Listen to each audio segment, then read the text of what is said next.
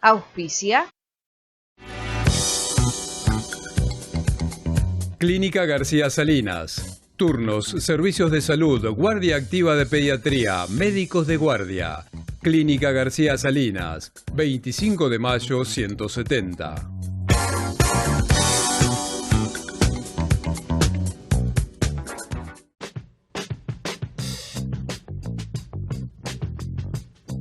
Servicio de gastroenterología Clínica García Salinas. Exámenes de colonoscopía y endoscopía. Servicio de gastroenterología Clínica García Salinas, 25 de mayo y Roca.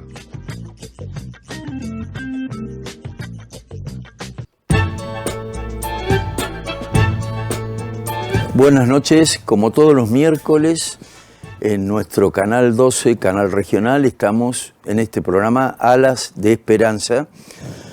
Hoy quiero compartir con ustedes la posibilidad de aprender un poquito sobre las características y la posibilidad o la forma de prevención y el aporte que hace al tema alimentación correspondiente para dos enfermedades. Una es la enfermedad celíaca o celiaquía y la otra es muy importante y bueno, ya nos va a comentar Horacio, uno de mis panelistas invitados, de crecimiento importante en este último tiempo, cáncer de colon. Acompañado, como les decía, porque me pareció importante no solo hablar en lo que hace a la parte de sintomatología, diagnóstico, clínica, ¿no es cierto?, sino el aporte desde el punto de vista de el consumo de alimentos, que somos un desastre realmente, no solo desde la situación de una patología, de una enfermedad, que implica la alternativa de poder evitar recidiva, sino desde el momento en que comenzamos a comer, ¿no es cierto?, que realmente no tenemos una educación alimentaria. Seguramente Agustina nos va a comentar al respecto. Así que bueno, Horacio Ayunta, médico, gastroenterólogo, va a aportar el aspecto clínico de la enfermedad. ¿Cómo andás, Ori? Hola, Coqui. Gracias por estar presente. No, gracias por la invitación, buenas noches y saludo a toda la audiencia. Gracias, Horacio. Bueno, y Agustina Sar, que es licenciada en nutrición. Agustina, como les decía, va a aportar lo que hace a toda la parte alimentaria, que es tan importante. ¿Cómo andas, Agustina? ¿Qué tal, Coqui? Muchas gracias por estar. Muchas gracias a vos. Me parece interesante esta posibilidad de poder incorporar dos aspectos que se complementan, ¿no es cierto?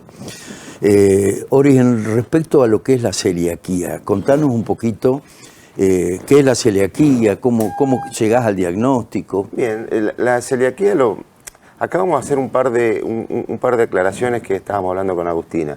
Es muy importante, justo en estas dos patologías, la interacción médico-nutrición. Es muy importante, sobre todo en celiaquía. Nosotros podemos llegar a hacer un diagnóstico, podemos llegar a hacer una identificación del paciente de riesgo y consecuente estudios, pero sin el aporte nutricional nosotros estamos ciegos porque no tenemos el tratamiento y lo que luego vamos a explicar que necesita ese paciente para poder mejorarse y para poder mantener una vida prácticamente sin síntomas. La enfermedad celíaca es una enfermedad autoinmune crónica, ¿bien?, que lo tiene el organismo porque se ha detectado en los pacientes que padecen esa enfermedad un defecto genético autoinmune que lo hace predisponente a ese tipo de enfermedad y que está caracterizada por una noxa, por un agente externo que es el gluten. Es decir, el organismo del paciente, y vuelvo a recalcar, predispuesto a padecer la enfermedad, reacciona de manera exagerada, de manera anormal hacia la presencia del gluten dentro de la ingesta, ¿no? ¿Y qué es el gluten? El gluten es un conjunto de proteínas que se encuentran en alimentos conocidos con la sigla TAC, del trigo, avena, cebada y centeno, que genera una respuesta inmune. ¿Qué es una respuesta inmune? Nuestro organismo tiene soldaditos de defensa que nos protegen de cualquier tipo de inflamación, infección, cualquier agente externo que quiera invadirnos, sea un hongo, una bacteria, un virus. ¿Qué hace? Cuando eso ingresa al organismo, ese agente, nuestro sistema inmune, que es el que está alterado en este caso, responde para defendernos generando un ejército de soldados que se llaman linfocitos T para destruir a ese agente que nos quiere lastimar, ya sea, vuelvo a repetir, una bacteria, algo que viene afuera. ¿Qué pasa?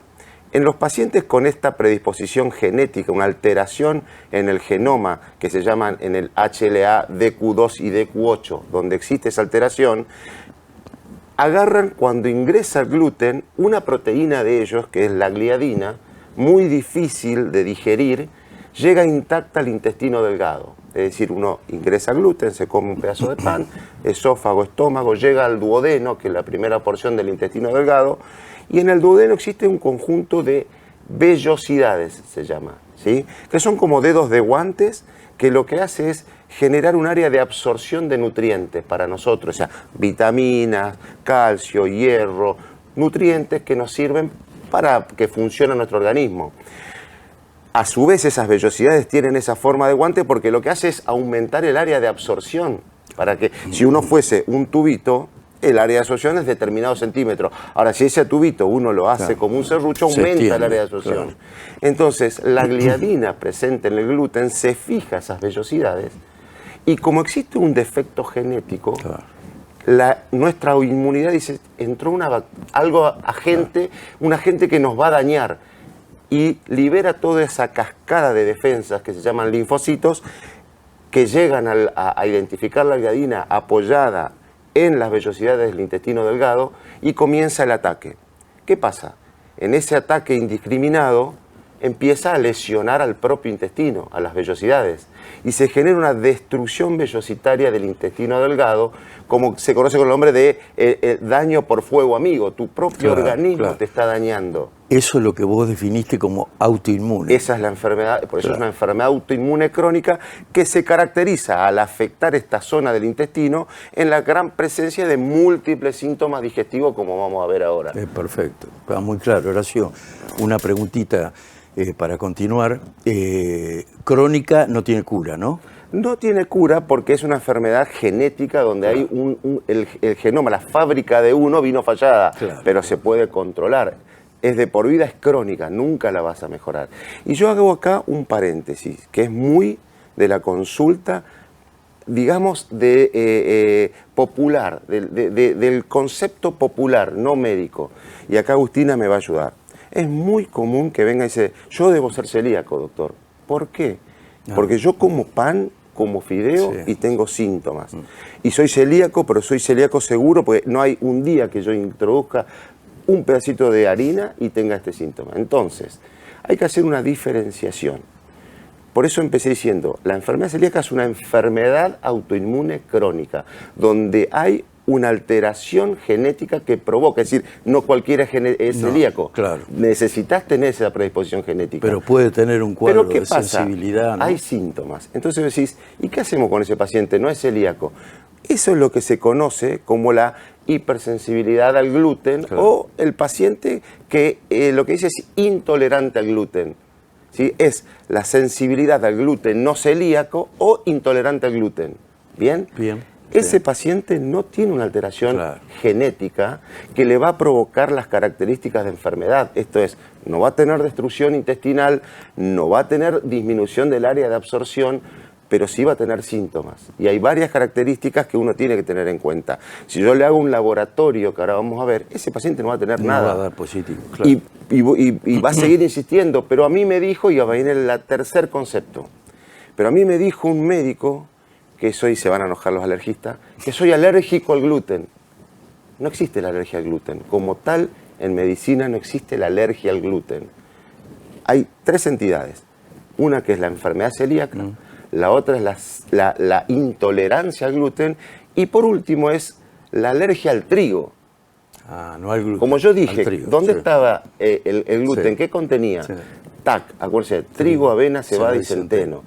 Eso es una alergia y es totalmente diferente porque en el alérgico al trigo, no alergia al gluten, lo que se desencadena es una respuesta alérgica donde los componentes no son los mismos. Por un lado, en la enfermedad celíaca yo tengo una hiperrespuesta de inmunoglobulinas A con todos los cascadas que eso genera los linfocitos. Y en la alergia lo que tengo es un aumento de la inmunoglobulina E o histaminas. De alergia, claro, o histaminas, claro, de alergia. lógico, O sea, son sí. tres cosas diferentes, pero Está bueno una sola es la enfermedad celíaca. Está bueno, y después me vas a contestar el tema que por ahí suele ser bastante común, aquella persona que, bueno, dado el hecho de que por ahí tiene alguien familiar, algún hijo Bueno, eso es importante. con celiaquía y que de golpe dice, mira, yo hago la misma dieta, como ahora le vamos a preguntar a Agustín un poco el tema de las dietas y la alimentación, sigo con esto, digo, me vas a decir si esto puede ser nocivo, el hecho de hacer una dieta sin gluten, o eventualmente la puede hacer sin ningún tipo de problema, ¿no? Sí. Después me vas a contestar. Bueno, Agu, tratamiento de este cuadro de celiaquía, tratamiento disponible, y contanos un poco lo que es la contaminación cruzada, que es tan común, sobre todo en estos temas de la celiaquía, ¿no? Bien, el tratamiento, como decía Horacio, es la alimentación estricta libre de gluten. No se puede consumir el gluten y ese va a ser, digamos, el tratamiento. El gluten se encuentra en lo que es el trigo, cebada, centeno. También, digamos, ahora en Argentina hoy tenemos la avena certificada sin gluten. El tema es que muchas personas tienen mucha sensibilidad y tampoco la toleran. Entonces es un alimento a tener precaución. Y por otro lado, el tema de la contaminación sí cruzada, porque digamos el gluten, los alimentos que per se no tienen gluten también se pueden contaminar a lo largo de todo el sistema productivo. Por eso es tan importante que ya desde la compra se elijan alimentos que estén certificados, que tengan el sello sin gluten, y por ejemplo no optar por harinas que vengan a granel, por más que no tengan gluten. No sé si me explico. Sí. Y también en el momento de la elaboración, ¿no? En nuestras casas, por ejemplo, o no sé, me ha pasado que me dicen, no, fui a un asado y pusieron el pan, por ejemplo, en la parrilla al lado de la carne. Entonces ya esa persona no se asegura, claro, que no esté contaminado, o mismo, no sé, el pan arriba de la mesa. Entonces, eso también para tener en cuenta. Y mismo también durante el almacenamiento, es decir, no podemos almacenar productos sin gluten, digamos, al lado de alimentos que no tengan. Ahí de contaminación, exactamente, ¿no? Claro. Sí. Agustina, y indudablemente el tema de la necesidad, como decía Horacio, una enfermedad crónica, ¿no es cierto?, que es controlable, que lógicamente amerita la alternativa de por vida de comer sin gluten, ¿no es cierto? La comida sin gluten, para la persona que no tiene celiaquía, un poco lo que le iba a preguntar clínicamente a Horacio, ¿es saludable? Eso es una gran confusión que aparece porque no todo lo que esté certificado sin gluten va a ser saludable. Vamos a encontrar un montón de productos, por decir ultraprocesados, que son estos que tienen mucho contenido de azúcar, de sodio, de grasas de mala calidad, y están certificados sin gluten porque es así, pero eso no los hace saludables. Entonces ahí hay mucha confusión que por ser sin gluten uno los considera saludable y no siempre va a ser así. O sea que hay que tener realmente cuidado con esas cosas, ¿no? Exactamente. Antes de ir al corte, Horacio, nos quedó picando esta preguntita que algo comentó Agustina. Vos fíjate que hubo un trabajo en el 2010 donde el 80% de la población de Estados Unidos, por voluntad, no por indicación médica, hacía una dieta libre de gluten. Entonces, era la dieta mundialmente más usada. ¿Por qué? Porque no te generaba síntomas, no te generaba inflamación, el paciente se sentía que perdía algunos kilitos, etcétera, etcétera. Con el advenimiento de los ultraprocesados, eso cambió. ¿Por qué? Porque vos una dieta libre de gluten, por ejemplo, puede ser comer churrasco, pescado y pollo todos los días con ensalada. No tenés gluten. Eso sí es saludable. Pero con los ultraprocesados que ahora vienen, tientan, porque está la torta para el celíaco, la galletita para el celíaco, el embutido para el celíaco. Eso generó que la dieta esa excesiva nos pasó otro problema, que es la hiperobesidad del celíaco. Eso empezó a notarse desde el 2010 en adelante, que el celíaco al decir, bueno, por cuestiones de tiempo, comodidad, etcétera, compraba el ultraprocesado ya de la bolsita hecha y aumentaba notoriamente de kilos. Qué bárbaro. ¿Sí? Y no es poco, porque se estima que en Argentina hay un promedio de un celíaco cada 100 personas. Eso varía en edad. O sea que hay mucha gente sometida a esa dieta. Varía en edad, decía, porque en los niños es 1 cada 80, menos de 80, y en los adultos 1 cada 160 personas son celíacos. Y a su vez es una enfermedad subdiagnosticada. ¿Qué quiere decir esto? Claro. Que por cada celíaco diagnosticado hay 5 o 10 que van a hacerlo y todavía no lo saben. No hay síntoma. No hay síntoma. Entonces, abusar de una dieta libre de gluten, nada más que y no controlada por nutricionistas. Es decir, vuelvo a repetir, si vos elegís una dieta libre de gluten, pero que se basa en pescado, en pollo, en carnecitas magras y todo tipo de verduras y frutas, está bien. Claro. Está bien. Ahora, si elegís la dieta libre de gluten, pero con ultraprocesado, la tostada, la galletita, el alfajor para celíacos, todo lo que para hay, el otro lado, claro. no sé si es saludable eso. Sí. Esa es la realidad. Sí, sí. Esa es la realidad. Pero bueno, para mí todo lo que lleva a un diagnóstico, luego, nosotros nos desprendemos mucho los médicos gastroenterólogos, hablo por mí, en general. Una vez que hacemos el diagnóstico decimos, ahora te hago el seguimiento, esto es... Nutricionista. No, yo te hago lo que sería los laboratorios que vamos a hablar, Sí, los sí, estudios, pero todo el tratamiento miralo con la nutricionista. Porque es cierto, lleva un tiempo, le tenés que explicar. La contaminación cruzada. Yo he tenido pacientes que me decían, pero te da todo positivo otra vez, ya son X cantidad de tiempo que ahora vamos a hablar de los controles. Otra vez positivo, ¿estás segura que no como? No. Sí, A ver, no. ¿y qué haces? Vamos a hablar un poquito más. Lleva a la consulta a sentarte. A mí me gusta amasar, yo hago, pero yo no como, no, yo amaso la pizza, hago el pan, bueno, pero tenés la manipulación. Sí, El gluten no solo se ingiere por la boca, el contacto, por las vías respiratorias. Esto es buenísimo. Que Entonces vos decís, trabajo en una panadería, soy celíaco, tiran la bolsa de harina arriba, se levanta, sale, es una contaminación. Horacio, 2 preguntitas cortitas porque tengo que ir a un corte. Primero, ¿algún medicamento puede no estar libre de gluten? Sí, para eso existen organizaciones gubernamentales y La no ANMAT, gubernamentales. por ejemplo. La ANMAT es gubernamental, donde te dice, este es el listado de alimentos y de drogas, de medicamentos. Pero soy hipertenso y tenés que buscar qué laboratorio se encuentra certificado. Hay una cosa que dijo muy importante ella. No es solamente tener el logo, sino saber cómo se elaboró, cómo se almacenó, que es el peor problema. Importante lo que dijo Agustín. Porque vos decís, viene con el logo porque estoy seguro, pero se almacenó al lado de bolsas de harina común. No, es lo mismo.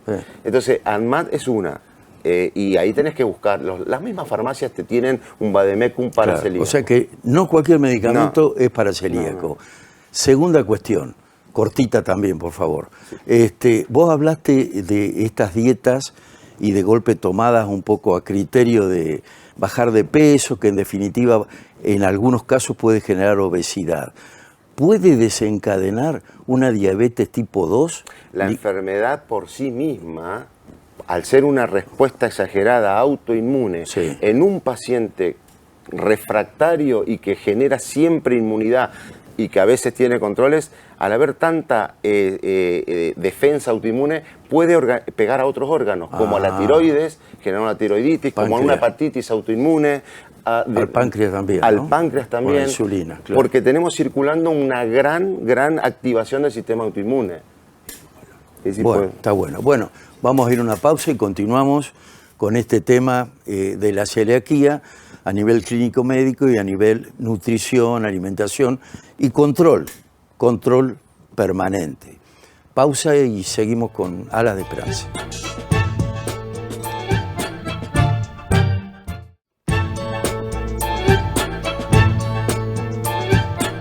Continuamos en Alas de Esperanza, tenemos este tema, la enfermedad celíaca o celiaquía. Estamos con un médico gastroenterólogo, hablando del aspecto clínico, y con Agustina Azar, que es licenciada en nutrición, y nos va a seguir comentando este tema relativo a lo que es la alimentación. Agustina, permitidos y no permitidos. Bien, esto no, es estrictamente un no. No hay permitidos en la enfermedad Pero es mi celíaca. cumpleaños, no puedo hacer una excepción. No, para nada. No se pueden hacer excepciones como pueden ser en otras ocasiones, como por decirte, no sé, alguien que está... Hipertensión o Claro, diabetes, ¿no? exactamente. No hay tales no hay permitidos, forma. exactamente. Todo es estrictamente sin gluten. Y errores que comete una persona que recibe el diagnóstico de enfermedad celíaca. Bien, bueno, esto que comentábamos un poco, el tema de la contaminación cruzada es uno, el tema de ir al final por productos ultraprocesados que tampoco van a estar nutriendo el cuerpo, ese es otro, y sobre todo lo que yo veo mucho que pasa es reemplazar en algún punto la harina blanca por la premezcla blanca, es decir, que es almidón de maíz, fécula de mandioca, harina de arroz, y eso no tiene nada de fibra. Entonces, al final, lo que solucionamos por un lado, medio que lo sacamos por el otro, porque empieza a haber menos ingesta de fibra a partir de esta premezcla. Entonces, la idea por ahí es empezar a incorporar otro tipo de harinas que sean sin gluten, pero que sean en versiones integrales. Viene la harina de sorgo integral, el trigo sarraceno integral, que por más que tenga la palabra trigo, no tiene gluten. Exactamente, es un pseudo cereal. ¿Mandioca? Mandioca se podría, exactamente, sí. Y vos hablas de la fibra. ¿Cuál es la importancia de la fibra en una persona celíaca? Bien, me quedó algo pendiente, Sí. el tema de la mandioca, pero Sí. bueno, tener en cuenta esto, que de sumarle otras harinas también que contengan fibra, ¿sí? Sí, sí. ¿Y cómo me habías El preguntado? tema de las fibras. Bien, el tema de la fibra es súper importante para la alimentación en general. Va a tener un montón de beneficios, ya sea, bueno, desde la parte de la saciedad, por ejemplo, pero también en la regulación del azúcar en la sangre, el tema del colesterol, a nivel intestinal, en la parte de la microbiota. Tiene un montón de beneficios que son muy importantes y si no incorporamos esto que menciono de otras harinas con integrales, no los vamos a tener, por ejemplo.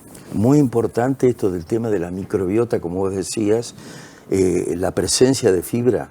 Exactamente, sí.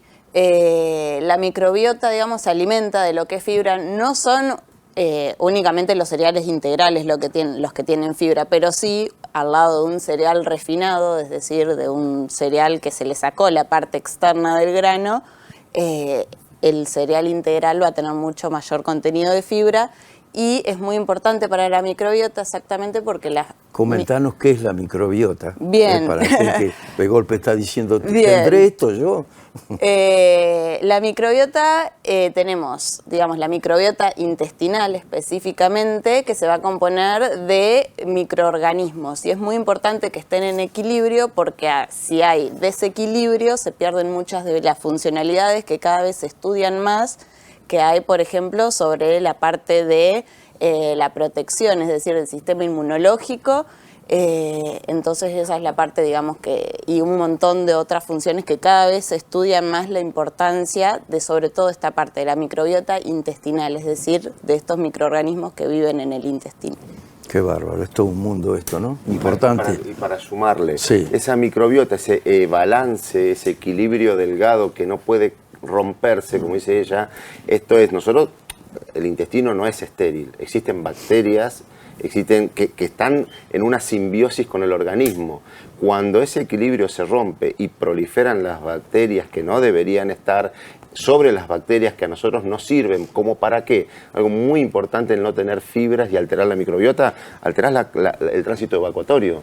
Son pacientes que viven inflados, que viven con una hiperproducción gas. ¿Por qué? Porque esos gérmenes, esa microbiota, muchas veces hiperfermentan alimentos y genera gases, meteorismo, constipación, dolor abdominal propio de esa alteración.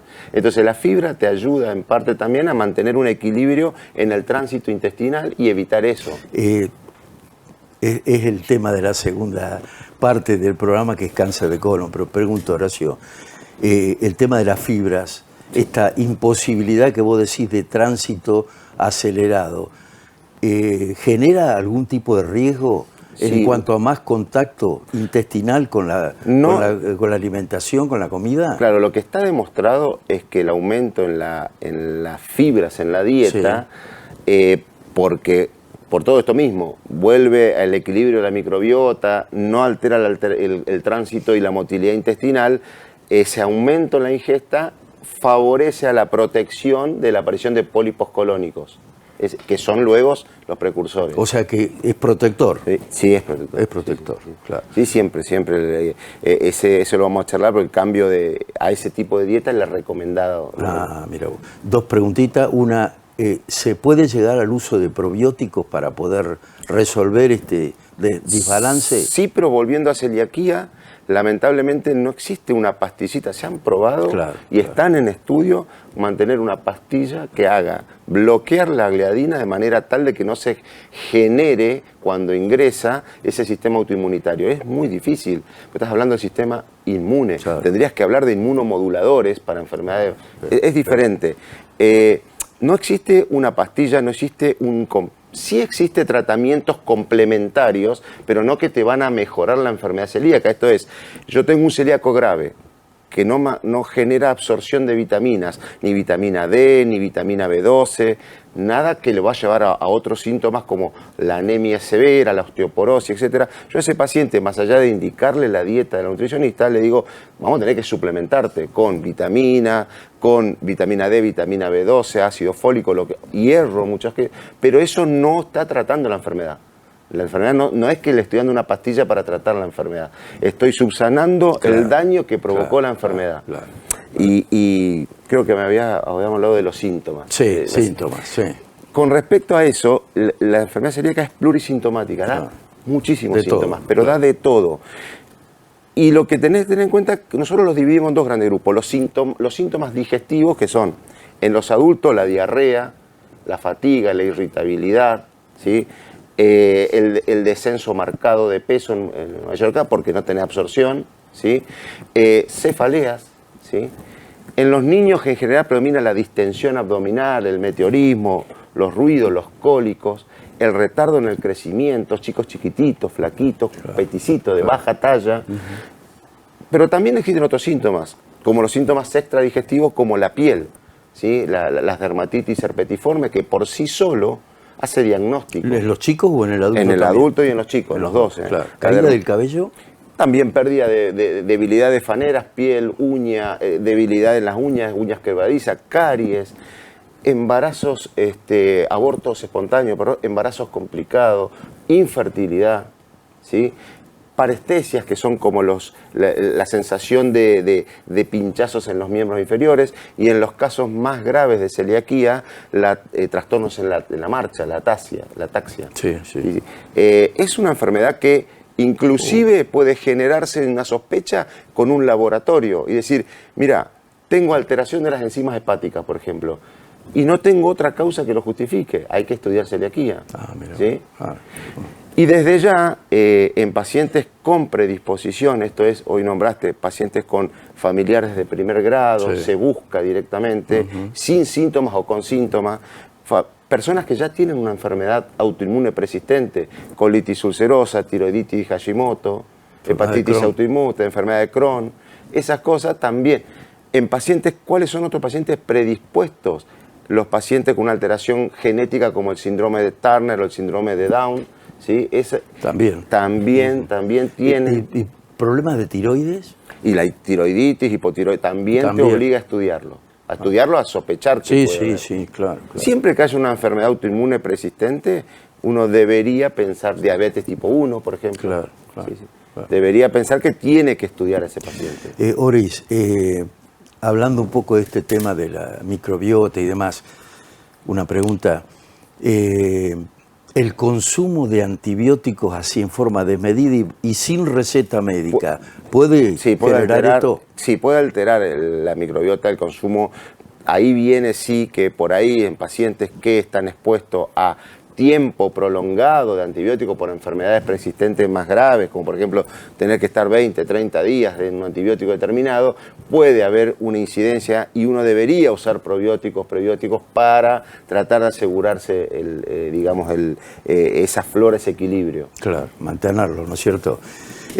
Agustina, ¿qué alimentos libres de gluten pondrías vos como necesarios, digamos, para una buena alimentación en cuanto a esto?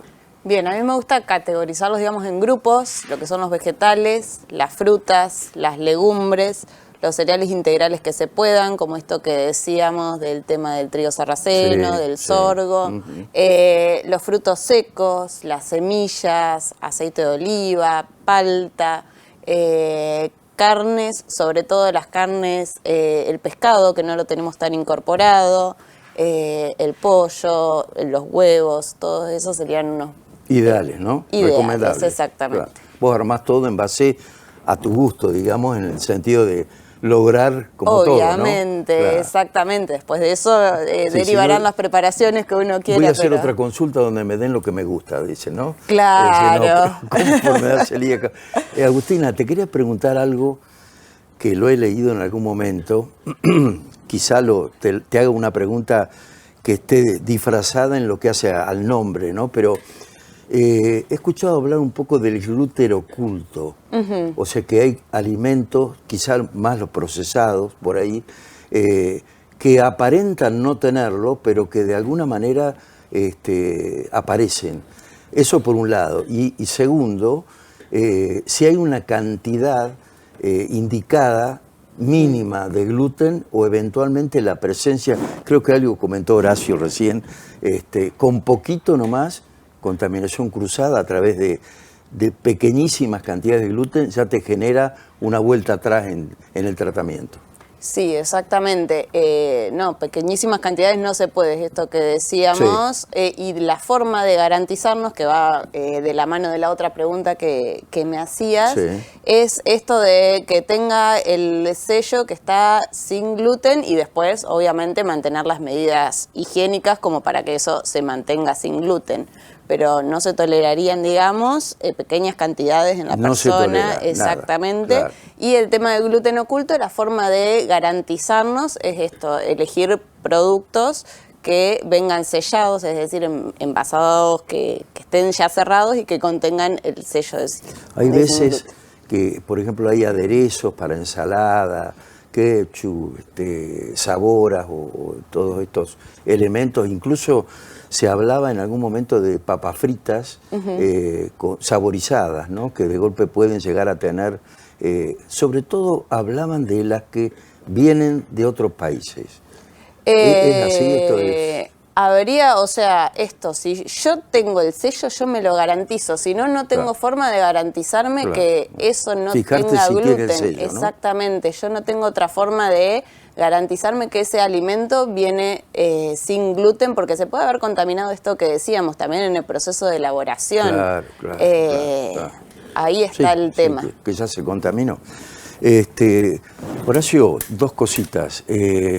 Primero, ¿qué pasa con una persona que está en tratamiento y de golpe, por alguna cuestión, genera volver otra vez a consumir un poquitito? Me tenté y no pude. No. Por eso por un lado. Y por otro, para no olvidarme, ¿cómo hacer el diagnóstico de enfermedad? Empezamos por el diagnóstico. Sí. El diagnóstico del paciente que ya lo caracterizamos, lo sospechamos, tiene familiares, tiene síntomas de los que hablamos recién, o no tiene síntomas, pero tiene ciertas características en el laboratorio que te hace dudar, lo primero que hay que hacer es pedir un laboratorio específico con anticuerpos para diagnosticar la enfermedad. ¿Cuáles son los anticuerpos? La inmunoglobulina A antitransglutaminasa, con el 99% de sensibilidad y especificidad, que si es positivo, tenés el 99.9% de ser celíaco. Tenés casi todos los números, sí, digamos. Los anticuerpos antiendomicio, ¿sí? Inmunoglobulina A, inmunoglobulina G, y los péptidos deaminados de la gliadina. Antiguamente se usaban los anticuerpos antigliadinas, ya no tiene mucha sentido usarlo porque su baja sensibilidad lo descartó. Claro. En cambio, el péptido deaminado de la gliadina en su forma IgA y IgG nos sirve. Una cosa que se pide siempre, cuando uno pide, es la inmunoglobulina A total. Porque hay un 5 a 7% de pacientes que pueden tener inmunoglobulina A baja, genéticamente. Entonces, si yo me limito a pedir solo la fracción inmunoglobulina de la transglutaminasa, no estoy siendo real, porque toda la inmunoglobulina A es baja. El organismo no genera inmunoglobulina A y esa fracción va a venir baja. Baja pero como es consecuencia de que consecuencia que no tenés. Claro. Entonces, se pide siempre la inmunoglobulina A con esos laboratorios que pedí. Hasta ahí uno tiene el 99% del descarte, sí, porque es sensibilidad y especificidad, o de hacer el diagnóstico. Claro. Pero ¿qué pasa? Lo hablábamos con Agustina antes del programa. Nos pasa mucho a los gastroenterólogos, nos da mucha bronca que lo sepan colegas, que vas vos a la consulta y decís, mira, lo mismo que te dije hoy, yo como gluten y me hincho. Hace una cosa, no coma más gluten, hace una dieta todo estricto para...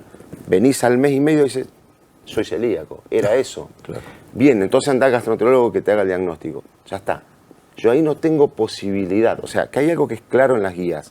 Si uno sospecha que el paciente puede ser celíaco, no le dice que haga la dieta, porque la regeneración de las vellosidades y la disminución de las inmunoglobulinas ocurren entre los 14 y 21 días ya de una dieta estricta. En muchos casos tardan hasta 6 meses para negativizar. Y en muchos casos también, sobre todo en adultos, hasta 1 año o 2 años para negativizar. Pero nosotros tenemos que tener en cuenta que en 14, 21 días puedo negativizar o mejorar las vellosidades. Entonces, si yo le hago hacer dieta, y es cierto que ya uno tiene que asumir que a veces un turno con un especialista tarda 40 días, 50 días, uno no desconoce la realidad, yo prefiero muchas veces que te digan, mira, hacete el laboratorio primero y después ve al gastroenterólogo, en todo caso, a los 40 días de turno, pero ya con un laboratorio previo a realizar la dieta. Claro. Si no, no nos sirve. Comparás, ¿no? No nos sirve porque ya puede haber un falso negativo porque hizo dieta. Sí, lógico. Entonces, siempre antes de iniciar la dieta y uno sospecha que es celíaco, pedir al laboratorio aunque no tengas el acceso al especialista rápido. Si confirmamos el paso siguiente, si tenemos un laboratorio positivo, es hacer una endoscopía digestiva alta, ¿sí? Que es entrar con una manguerita de 9 milímetros que en la punta tiene una cámara como una fibra óptica de televisión, donde entras, llegás hasta la primera porción del intestino, que es el duodeno, y tomás las biopsias para mandar al anatomopatóloga, que nos va a decir si realmente nos va a confirmar ese paciente tiene destrucción vellositaria y tiene linfocitos intraepiteliales, que son los característicos, y hacemos la confirmación de que es celíaco. Claro. Inclusive, yo tengo el laboratorio, tengo que hacer la confirmación, hago la biopsia, lo hacemos relativamente rápido. Después tardamos 20 días en tener el resultado. Yo ni bien le tomo muestra, le digo, a partir de hoy, lo que me parece que vi es que sos recontra celíaco. Pero si a vos te hace bien la dieta, aunque no tengamos el resultado, yo ya tengo la muestra. Hacé la dieta a partir de hoy. Lógico. Esos serían los pasos: laboratorio, endoscopía, anatomopatología. Ahora, ¿qué pasa? Porque ahí está todo re bien, todo línea verde del semáforo. Pero en la medicina nunca 2 más 2 es 4. Sí. Entonces puedo tener, mira, mi hermano es celíaco, yo me hice los laboratorios, no me da, yo no puedo ingerir harina. Bien, vamos a hacer una biopsia. Hacemos la biopsia, endoscópicamente te diría, me parece que no tenés todos los signos claros endoscópicos de celiaquía, pero parecería. Vamos a pedir a la patóloga. Me llama la patóloga y me dice, Claro. Parece que tiene algo de vellosidades disminuida. Pero ¿Qué no es hacemos con ese categórico, paciente? no es categórico. Claro. Lo condenamos a un tratamiento de por vida, para que sea, porque es de por vida, sin restricciones, sin nada de celiaquía, o seguimos. Y yo ahí deberíamos seguir. Y como es una enfermedad autoinmune con un defecto genético, la ciencia hizo que podemos pedir un test genético, donde podemos diagnosticar la presencia de los genes, genes que si están, ya está. Va a ser celíaco, aunque no lo esté demostrando todavía el laboratorio o la endoscopía. ¿Se hace acá en Argentina eso? Sí, se hace. No sé si, creo que sí, que también acá en Trenque, pero sí se deriva fácil, seguramente, claro. Y no tarda más de 10 días. Bueno, es rápido, claro. Sí, Bueno. ahí serían los pasos. El test genético sería nuestra última opción. Bueno, vamos a ir a una pausa. Me quedó una preguntita que ahora en la próxima vamos a robarle un poquito al tema de cáncer de colon, como para aplicar este tema que me parece importante. Pausa publicitaria y continuamos en Alas de Esperanza.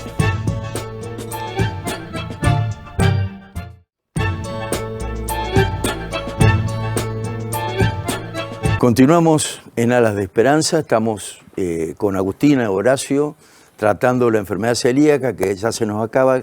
Me quedó una pregunta que ahora rápidamente le vamos a decir a Horacio, si nos puede comentar, porque es una cuestión muy importante, y vamos a entrar en lo que es cáncer de colon. Horacio, yo soy celíaco, hace 3 años que vengo bárbaro, con tratamiento. Agustina me dio todo un tratamiento, me dijo los sí y los no, pero por una cuestión que puede ser involuntaria, una contaminación cruzada o una tentación, porque digo, bueno, porque una vez salte la dieta esta, puedo incorporar a lo mejor un poco de gluten a través de un cachito de pan o algo que comí. ¿Qué me pasa a mí en cuanto al tratamiento que venía 3 años perfecto? Eso le pasa mucho al paciente asintomático. Es decir, el paciente que llegó al diagnóstico porque en el laboratorio, en la pesquisa, porque tenía el hermano, la madre, le da positivo y dice, pero yo no siento nada, yo voy a comer como quiero. Bueno, ese paciente, y también hay otro problema, que es el problema social. ¿Sí? El problema social tiene mucho que ver. Primero, porque el amigo te va a decir, comete un alfajor, dejate. ¿Qué te va a hacer?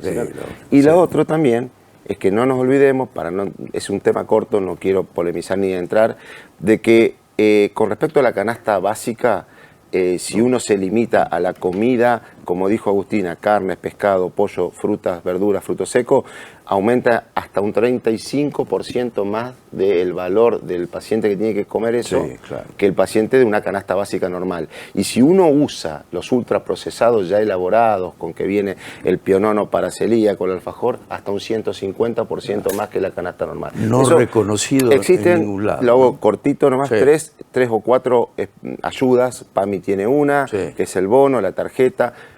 Las entidades municipales tienen otra, la provincia de Buenos Aires también tiene otra ayuda, que bueno, después esto, si sirve o no sirve lo veremos. Lo que pasa es que es tan cambiante nuestra economía que muchas veces los pacientes te dicen que lo que me ayuda me alcanza para comer, no importa. Pero existe ese paciente que por social o porque se dijo, mira, a mí me gustaría comer, y no tiene síntomas, lo cual es un problema. Porque si tiene síntomas, inmediatamente vuelve a la dieta. No, lógicamente. Sigue destruyendo el intestino. ¿Qué ocurre? Lo más grave que puede pasar en un paciente que no hace dieta es que a largo plazo el aumento de linfocitos T invadiendo y lastimando el intestino delgado genera un cáncer de intestino delgado a predominio linfocito T que se llama linfoma de intestino delgado. Linfoma de intestino, ¿sí? Claro. Ese paciente es después tenés, que lo he visto, no es que no lo he visto. No, claro. Desnutriciones severas con osteoporosis, fracturas persistentes. Por falta de absorción, ¿no? Ahí destruido el intestino. Porque no tenés área de absorción. Claro. Desnutriciones severas, anemias severas, muchos casos, infertilidad en las mujeres. Pero lo más grave, digamos, es el linfoma a células T por enteropatía de gluten. No es poco, ¿no? No, es un cáncer, es un tumor. Por supuesto. Y esto vos le transmitís al paciente, sí, mira, sé estricto en esto, sé responsable, porque esas pueden ser las consecuencias. Hay edades críticas. La adolescencia es una edad crítica, donde el chico quiere y está bien, porque está experimentando cosas nuevas, y por ahí dice no, y yo quiero tomar la cervecita, quiero tomar esto, quiero tomar lo otro. Pero después, en general, el paciente sintomático solo vuelve a la dieta porque la pasa mal. Claro. La pasa mal. Sí. Bueno, Oris, el tema del cáncer de colon, comentanos así muy brevemente el tema de un pólipo, se transforma, y después me contás por qué motivo hoy aparecen, o desde hace un tiempo, en el grupo etario ahí de entre 40 y 55 años, tantos casos. Sí, el cáncer de colon es muy frecuente, es harto frecuente. En Argentina es el segundo cáncer detrás de la próstata en el hombre y la mama en la mujer de incidencia, y es el segundo en mortalidad. ¿Hombre y mujer? El mama en la mujer. Pero el colon. Sí, el colon. ¿Hombre y mujer? Sí, hombre y mujer. Ajá. Con una incidencia levemente superior al hombre, no tan significativa en cuanto a la aparición, y es la segunda causa de mortalidad por cáncer en la Argentina detrás del cáncer de pulmón. ¿Sí? Entonces, es importante, es muy importante. Son 7.300 muertes anuales, 15.000 y pico de casos anuales diagnosticados. ¿Por qué uno empieza a ver más? Primero porque también ha cambiado mucho el concepto de salud en la gente en la actualidad. Si vos tenés, nuestros abuelos probablemente iban al médico en las últimas, con los últimos síntomas. Sí, hoy, sí. en general, las campañas de prevención, el querer verse bien y toda la propaganda que existe sobre la salud hace que uno sabe que su edad de rastreo, en este caso el cáncer de colon, según entidades varían entre los 45 y 50 años que hay que empezar a hacerse.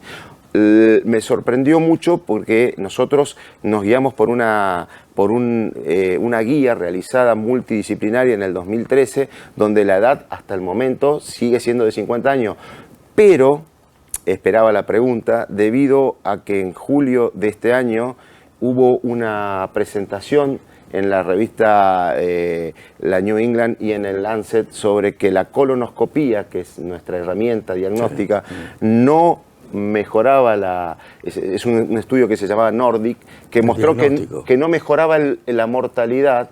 Entonces se armó un gran revuelo, porque nosotros hace 30 años venimos pregonando de que la colonoscopía es nuestra herramienta al detectar la presencia, eso que hablaste vos, del pólipo, que es el precursor, del cáncer de colon. Nosotros salvábamos muchas vidas. Bueno, entonces, no es así. Sí es así, lo que pasa es que se informó muy mal. Ese es el riesgo de no científicamente, lo pueden leer en Infobae, en Clarín, ha salido, donde decían, se cuestiona la utilidad de esta herramienta. Lo que pasó es así, lo hago corto porque ese estudio es un estudio que hace más de 20 años se diseñó.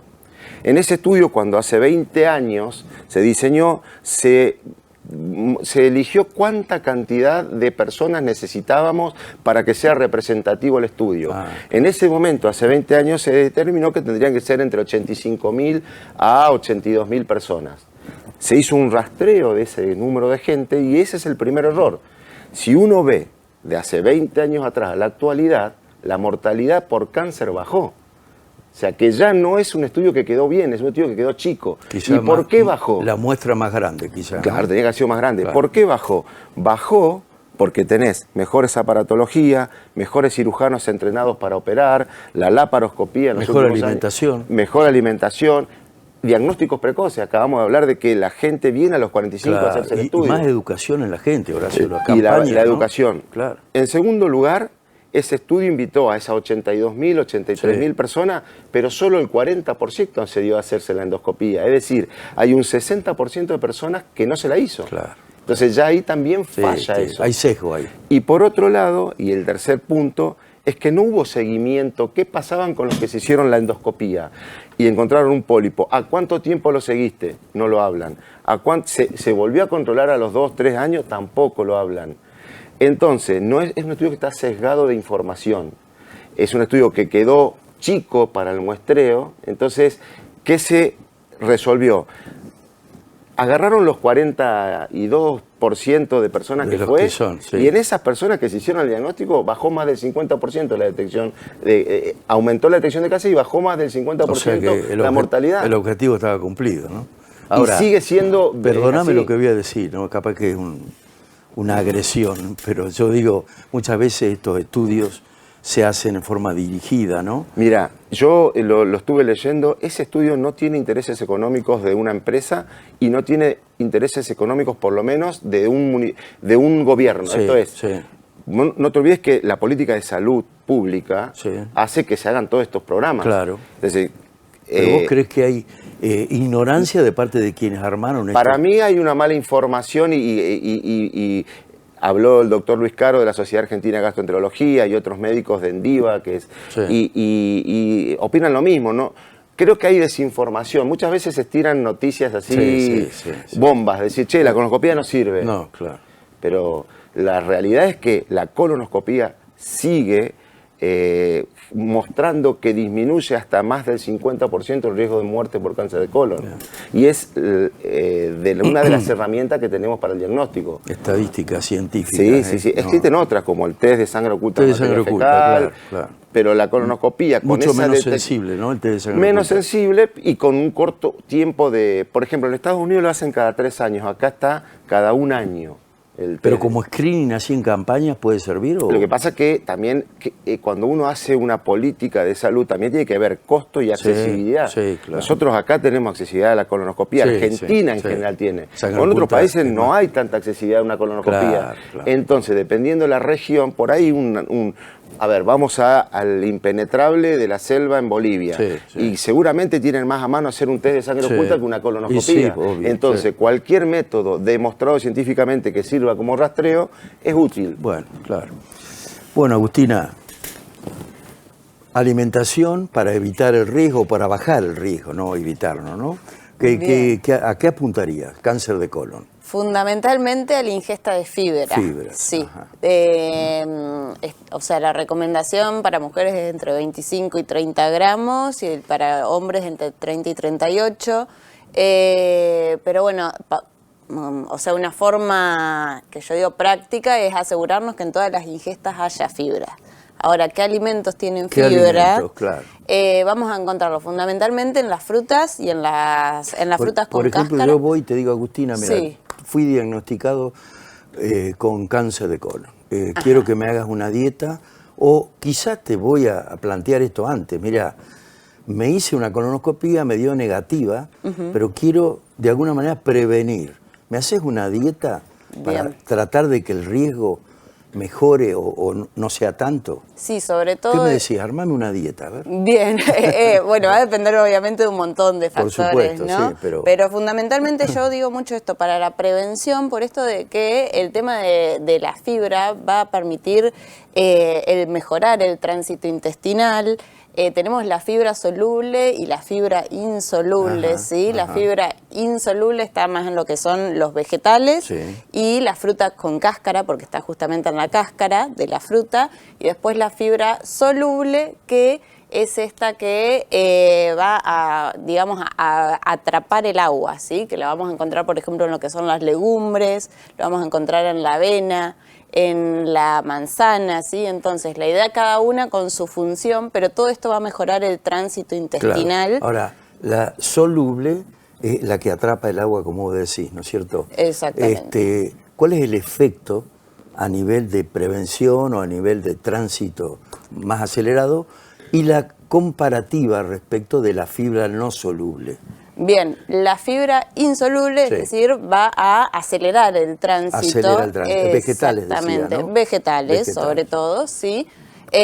Bueno, los cereales esto que sean integrales, ¿no? Pero fundamentalmente a mí me gusta como categorizarlos como vegetales para que sea algo práctico.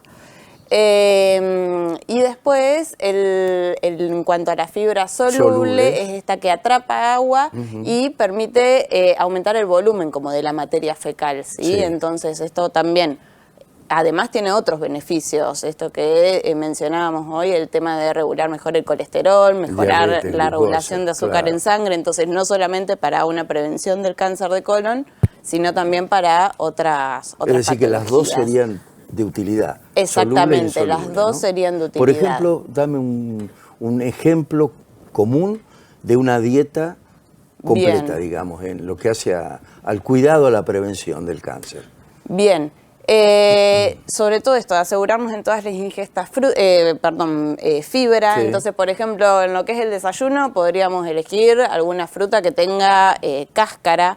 Si elegimos, por ejemplo, algún tipo de cereal, que sea algún cereal integral, podría ser, si elijo una tostada, bueno, que sea con pan integral. Si puedo elegir avena, sumarle frutos secos, entonces ahí ya tendremos lo que podría ser un desayuno, una merienda, claro. sumándole obviamente la parte también de la proteína, ¿sí? Perfecto. Que podría ser, no sé, algún huevo, podría ser yogur. Y después, sobre todo en lo que sería un almuerzo y una cena, asegurarnos la parte de los vegetales, que es lo que mencionábamos hoy. Yo siempre digo apuntar a que haya 2 o 3 variedades de vegetales como para asegurarnos un buen volumen. Los que mejor si son de estación, entonces porque de esta forma, primero que son más económicos y segundo que tienen más nutrientes porque son justamente los de esa estación. Pero podríamos poner, no sé, una zanahoria, alguna Zapallo. lechuga, podría llegar a ser algún zapallo. Acelga, ¿no? Exactamente, podríamos sumarla y eso que ocupe el 50% del plato. 50%. Exactamente. Le podríamos sumar, por ejemplo, alguna papa con cáscara, hecha con cáscara, podría ser una buena alternativa, y alguna fuente proteica, por ejemplo, un pescado.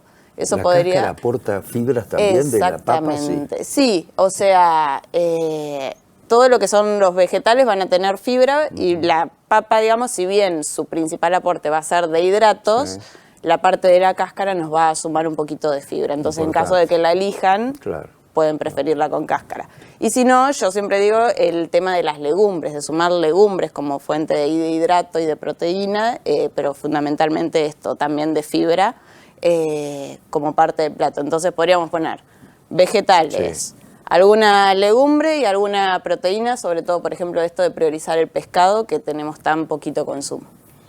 Muy bueno. Vamos a ir a una pequeña pausa y entramos en el último bloque de Alas de Esperanza.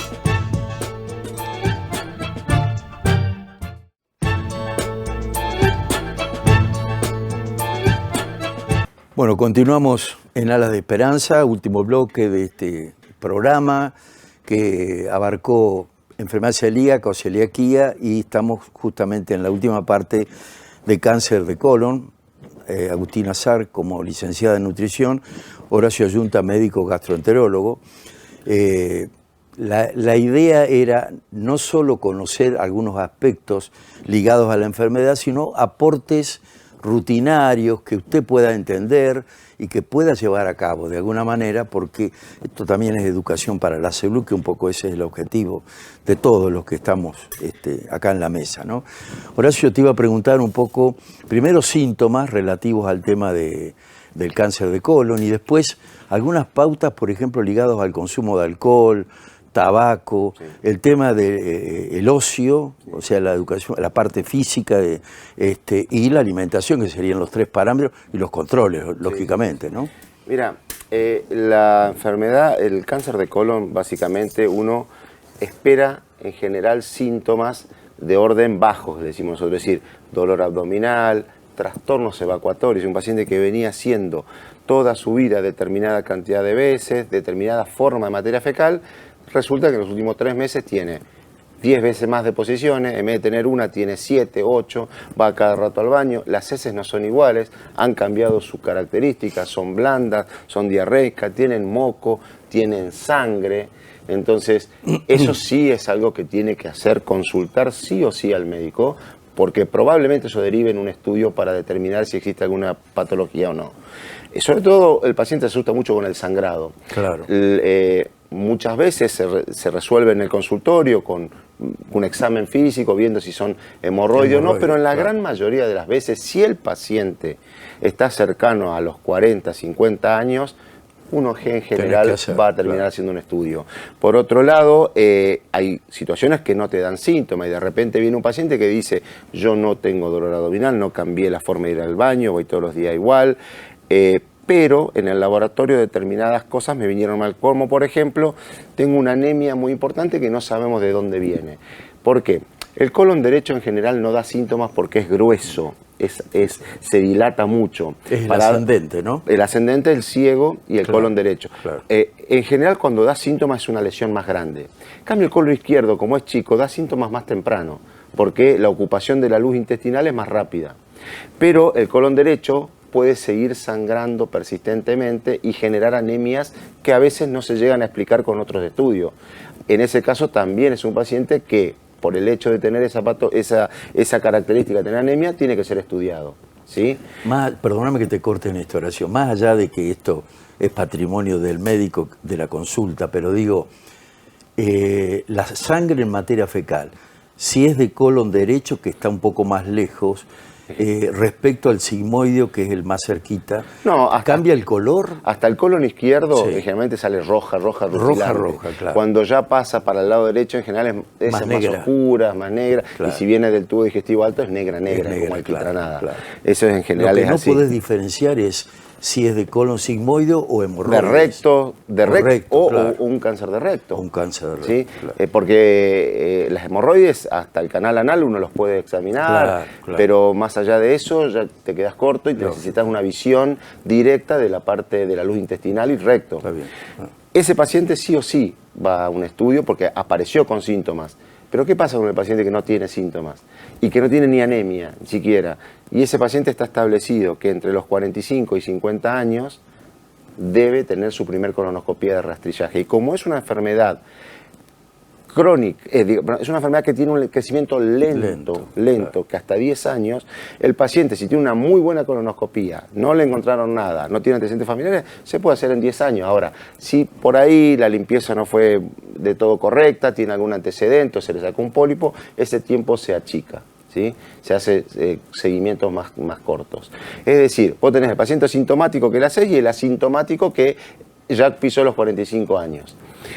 Y antes de llegar a eso, ¿qué le decís al paciente? Vos hablaste de 2 o 3 factores. Nutrición, fundamental. Manejar la nutrición, cambiar el aspecto de las comidas, que hoy nosotros en general y sobre todo esta zona de la provincia es mucho de los quesos, los chacinados, los embutidos, los fiambres, la carne roja, el asadito y muy poca fibra, verdura. Claro. Entonces la dieta una. La otra es el ejercicio físico. Está altamente demostrado que el ejercicio físico, y según la OMS, la Organización Mundial de Salud, te dice que vos necesitas en un promedio de 30 minutos a 1 hora de lunes a viernes para hacer un ejercicio saludable, ¿sí? O de lunes a viernes 30 minutos mezclando 2 horas a la semana de gimnasio para musculación. Eso es saludable, es decir, está súper recomendado, previene la aparición de pólipos, que es el precursor. No nos olvidemos que es una enfermedad altamente curable, 90% curación. Claro. Esto quiere decir que vos con la endoscopía, con el cambio de hábito, tenés chance de curar esa enfermedad. Es cierto, ¿sí? Y lo otro, y está muy demostrado, es el tabaco, sobre todo el tabaco y el alcohol. ¿Qué se recomienda? En realidad, cese del hábito, es decir... nada. Y esa es la recomendación. Sobre todo tabaco, yo sé que es difícil, porque si un paciente que fuma 2 atados por día, decir, che, mañana no fume más nada. Claro. Lleva todo un tratamiento, tiene un soporte, especialista que lo haga, pero la idea es el cese del hábito tanto de alcohol como del tabaco. Está demostrado que el humo que genera el alcohol genera un desequilibrio dentro de la membrana de la mucosa intestinal que favorece la aparición del cáncer. Y con respecto al alcohol, la degradación que existe en el metabolismo del alcohol dentro del organismo libera toxinas endógenas también que dañan todo tipo de la mucosa digestiva y favorecen aparición de úlceras, pólipos, etc. Eso también es un hábito a tener en cuenta. El ejercicio, dieta y supresión de esos hábitos. Muy cortito porque quiero hacerle una pregunta de carnes procesadas después, Agustina, anda pensándolo. Vos tenés esa persona que de golpe no se controla con colonoscopía y en un momento determinado, por síntomas, se hace una colonoscopía, el diagnóstico es cáncer de colon. Perder ese tiempo, como vos decís que quizá diagnosticado previamente hubiera sido, digamos, como comentarle a la persona que de golpe la importancia que tiene hacer una colonoscopía en cuanto al diagnóstico precoz. ¿Es así, Horacio? Es así, cuando pasa eso, yo no le echo la culpa ni a la persona ni al familiar. La culpa es netamente del sistema de salud que falló en la prevención. Coincidimos. No es culpa del que no lo hizo. Perfecto. El problema yo siempre le digo lo mismo a los pacientes y los que me conocen, y que lamentablemente te tengo que decir que tenés un cáncer de colon, porque viniste con síntomas, pero fallamos nosotros, en realidad. Vos tenemos que informarte, la sociedad tiene que saber que te tenés que hacer el estudio, te lo tenías que haber hecho. Ahora, perdimos un tiempo, sí, fallamos nosotros, llegamos a un cáncer y no a un pólipo, que ese es el objetivo, porque ahí es curable al 90%. Sí, lógico. Ahora, el cáncer. Y hay diferentes estadios en los cuales nos encontramos. Muchas veces le tenemos que decir, mira, esto es quirúrgico, nos apuramos, hacemos las cosas, nos va bien, y otras veces no podemos. Es decir, llegar con síntomas no es lo ideal. De hecho, no deberíamos llegar con síntomas. Si llegamos con síntomas, estamos fracasando nosotros como comunicadores de salud.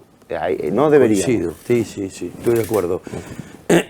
Cortito otra vez. Es tan grande todo esto y tan importante. Yo sé que es muy variable, pero más o menos dame esa variante en tiempo. Desde un pólipo que podés diagnosticar en una colonoscopía hasta convertirse en un tumor maligno, un cáncer, ¿cuánto puede pasar? 10 años pueden pasar. Por eso es una enfermedad de crecimiento lento, entre 10 y 12 años. Entre 10, ¿y puede ser menos? A veces sí, pero en general cuando vos encontraste el cáncer de colon, vos sabés que tuviste 10 años, perdiste 10 años. ¿Entendés? Antes lo hubieran encontrado como pólipo. Claro. Eso es totalmente curable, ¿no? Exacto. Sí.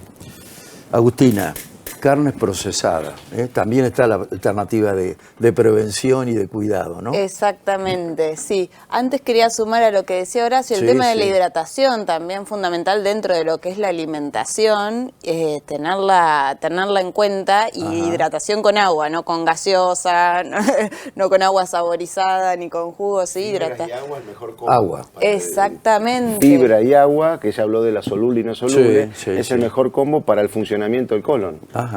Exacto, porque de hecho muchas veces pasa que arrancan con más incorporación de fibra, que esta es una de las cosas que pasa. Falta agua, falta agua, entonces... Cantidad 2 litros por día, como se habla, ¿no? Sí, un estándar sería 2 litros por día, exactamente. Claro. Y perdemos la funcionalidad en algún punto de la fibra si no hay suficiente hidratación, entonces también fundamental. Y tener el registro de las deposiciones, ¿no? Estoy yendo todos los días, ¿cómo es? Hay que animarse también a hablar de eso, que muchas veces está como bastante tabú. Así que bueno, eso como para sumar. Y el tema de las carnes procesadas, es uno de los alimentos que se indicaría, no eliminar 100%, pero sí, si hay mucho consumo, empezar a disminuirlo. Porque sí hay asociación, digamos, entre el cáncer de colon y el consumo de carnes procesadas. ¿Tipos de carne procesadas? Bien, podemos encontrar lo que son fiambres, embutidos, salchichas, no sé, todo lo que vaya a ser, no sé, chorizo, salamín. Gran consumo, ¿no? Mucho consumo, y de hecho, hay un estudio que habla de que el consumo de 50 gramos de estas carnes procesadas al día aumenta un 18% el riesgo de tener cáncer de colon. Es mucho, y 50 gramos es nada, son 3 fetas Horacio, de jamón. Que el asadito, que Exactamente. El choricito, Así que sí, ese sería otro de los alimentos, digamos, que habría que tener. ¿Y las carnes en general, las carnes rojas? Las carnes rojas también, habría que preferir por ahí esto de que sean las carnes más blancas, el pescado, ¿no? El pollo, exactamente, preferirlo antes que las carnes rojas, exactamente. Bueno, hemos llegado al final.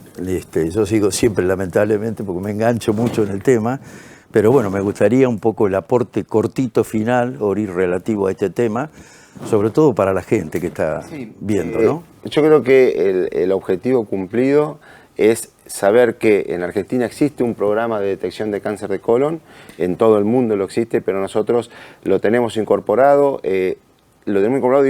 tanto las entidades públicas como las privadas tienen las herramientas para llegar al diagnóstico precoz del cáncer y detectar los pólipos precursores, esto es, mediante estudios de sangre, mediante colonoscopías, ya sea en el hospital como en los consultorios privados. Se pueden hacer, las herramientas en nuestra ciudad están, es decir, tenemos que sacar el tabú, porque mucha gente también dice, no, esa colonoscopía, que tenés que hacerla, que esto, que el otro.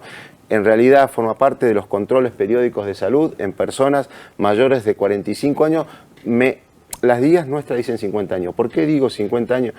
45, porque Estados Unidos, Europa, y por lo que leí, la SAGE habla ya de 45 años para la el comienzo en la pesquisa del cáncer de colon, hay que hacerlo. Es decir, no tengo síntomas, ni hablar si existen enfermedades persistentes, esto es colitis ulcerosa, si tengo familiares de primer grado o 2 familiares de segundo grado. Eso tiene que empezar mucho tiempo antes muchas veces. Pero saberlo que a los 45 años para arriba uno debe empezar el estudio como lo hacen las mujeres con el ginecólogo, con la mama, etcétera, forma parte. La diferencia es que al ser de crecimiento lento, nosotros no lo hacemos todos los años, lo hacemos cada 10 o 5 años dependiendo cómo salió el primer estudio. ¿Por qué tanta gente joven, Horacio? Yo creo que es porque, alimentación. Primero yo creo que es porque puede ser la alimentación, es cierto eso. También puede ser el sedentarismo, el aumento de la obesidad, que eso no es... Pero también es cierto que más allá, vuelvo al inicio, la gente ha cambiado la cabeza y se hace más estudio que antes. Entonces, también eso accede al diagnóstico. Si vos lo hablas a los cirujanos, cada vez que nos cruzamos... desde que están haciendo estudios vemos menos cáncer de colon, pero vemos más pólipos. Claro. Sí, está bueno eso, ¿no? Ojalá siga esa tendencia. Gracias, Horacio. Agustina. Bueno, sobre todo esto, creo el tema de basar una alimentación en alimentos lo menos procesados posible, es decir, alimentos naturales, como decíamos, las verduras, las frutas, las legumbres, carnes preferentemente blancas, frutos secos. El tema de la hidratación, la actividad física, esto que decía Horacio del tema de el no consumo de alcohol y de tabaco, creo que son como las herramientas que tenemos para cualquier tipo de patología. Somos para prevención. Exactamente. Fiaca, ¿no? No comemos la teoría bien, ¿no? Es muy linda, después hay que aplicarla. Sí, es una tarea bárbara. El consejo, mira, fui a lo de Agustina, me dijo, bárbaro. Y lo va a hacer y no sé, lo voy a pensar. Exactamente. ¿Cómo nos cuesta realmente cambiar, no? Sí, hay que ir de a poquito. Hábitos chiquititos. Sí. Yo creo que vale la pena, por otro lado, ¿no? 100%. Gracias, Agustina. Un placer. Bueno, esto fue Alas de Esperanza. Nos vemos el miércoles próximo. Chao, gracias. Auspicio. Diagnóstico Trenkelauken. Diagnóstico por imágenes, mamografía, densitometría, ecografía, tomografía 3D, resonancia panorámica digital, teleradiografía digital, resonancia magnética. Diagnóstico Trenkelauken, 25 de mayo, 142. Ceremed protege a tu familia las 24 horas, los 365 días del año, brindando tranquilidad y seguridad médica. Ceremed, calidad, rapidez y tecnología puesta al servicio de su salud.